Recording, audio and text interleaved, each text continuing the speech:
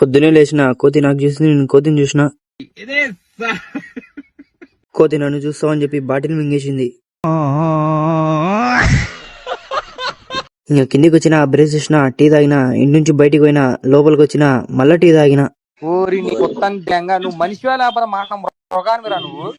ఇంకా మాడిగా తిందామని కత్తి తీసుకున్నా, కత్తి ఏటేసింది నాకు.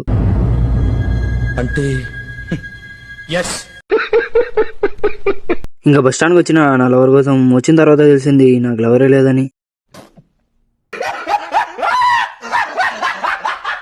నేరా బ్లాక్, నీళ్ళలో ఉన్నావంటే ఏం ఎండ అసలు కళ్ళు తిరుగుతున్నాయి.